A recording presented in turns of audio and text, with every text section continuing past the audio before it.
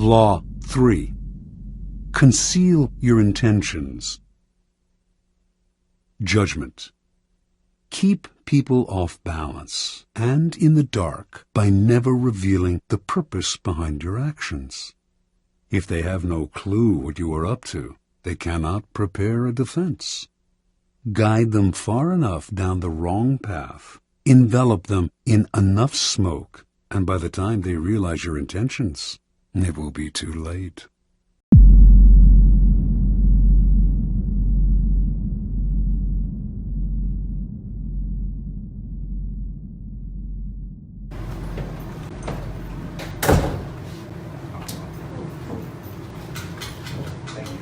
Mayor, members of the council. We haven't even started the meeting yet. We're going to start it now. No, we're not. This is for you.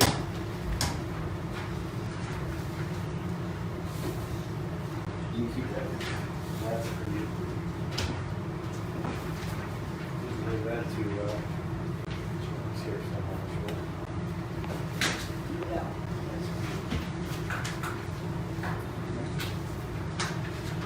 Right. Good.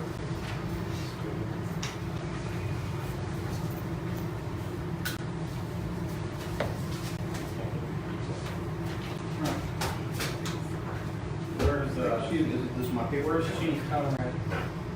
In fact, why don't you come back and talk to him right now? That's the thing. Thanks, sir. Appreciate that. Sir. Good. Previous meetings. Folks, just to let you know, when you do the right thing around here, you get terminated for it.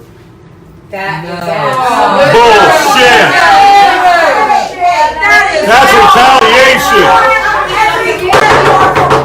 Order! Order! There's no order to that. Meeting right now. Order! That's not order. Order! That ain't order. Oh,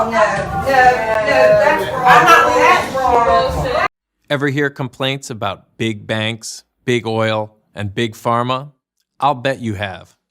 But there's another big that you rarely hear about, big unions.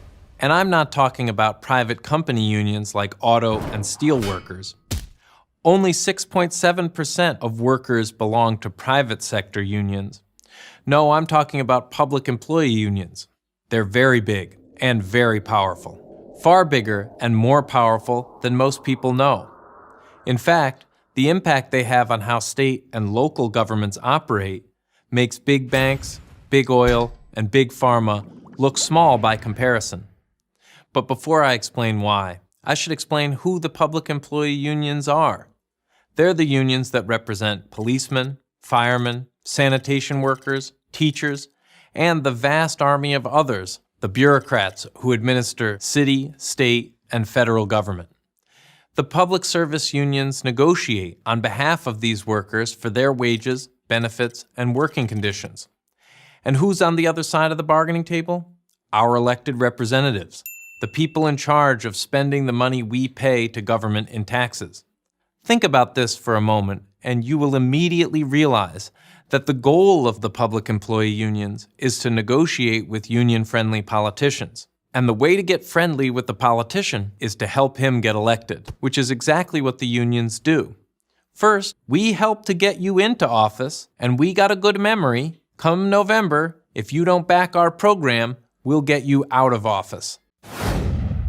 And welcome to the Police Accountability Report. In this episode, we take a look at powerful police unions and how much influence they have in shaping policy, particularly when it comes to holding cops accountable. The law basically says it's okay for them to murder a young man and get away with it. And what happened when a cop was supposed to face discipline for pulling a gun on an unarmed teen? So I showed up for the administrative hearing for the officer and got there and they said that there was no hearing scheduled. Why is there a separate justice system for police, and what can be done about it? Consider for a second what would happen if you got into a dispute with an employee at a local pizza shop. Then you decide to punch him and bring him to the ground, and it was all caught on camera. Evidence that led to your conviction on assault charges. You figured you would be fired, especially if your job entailed carrying a gun and arresting people. Well, if you're a police officer in Baltimore City, no need to worry. Not only will you keep your job, but the police department does not have to explain why or if you still have arrest powers.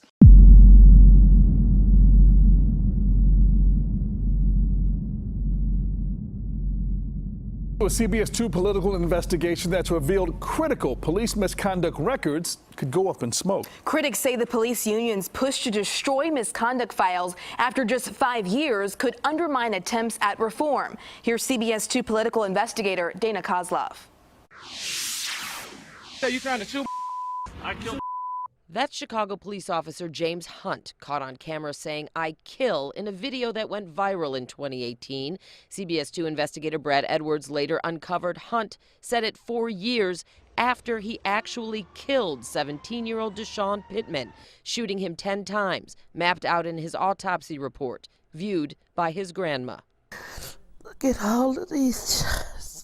But now the public might never know about cases like Hunt's if the union representing Chicago's cops gets its way and convinces the Illinois Supreme Court to allow for the destruction of all officer misconduct records older than 5 years. And what's terrifying is that what's at risk, and not to be Chicken Little, is that hundreds of thousands of records, of police misconduct records, can go up in smoke. And that means forever. Once they're gone, they're gone.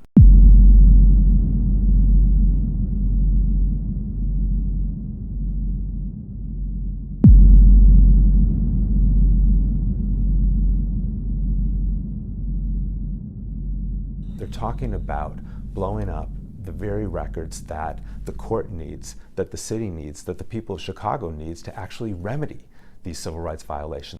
Tonight, San Francisco's police union says the chief should step down after he reversed course on a raid on a journalist's home.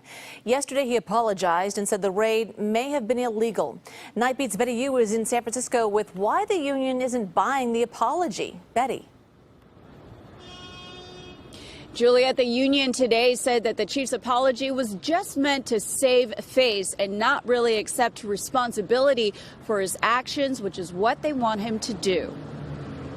We made some mistakes in the investigation, so the mistakes caused a compounding of issues in this investigation. And, we made some mistakes. And now the police union is calling on Chief Bill Scott to step down.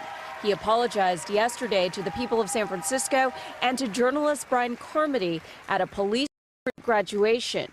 Officers may have violated his First Amendment rights when they raided Carmody's home to find who leaked the police report on the death of public defender Jeff Adachi.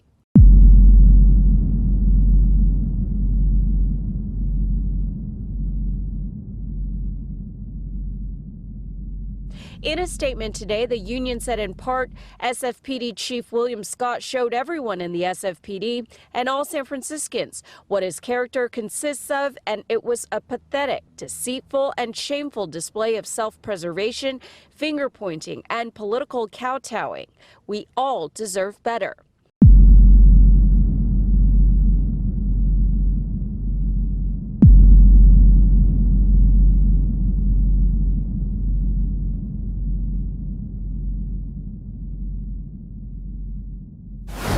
Chief Scott originally defended the police raid, but did a 180 yesterday. He said he had concerns the SHIELD law, which protects journalists from revealing sources, may have been violated.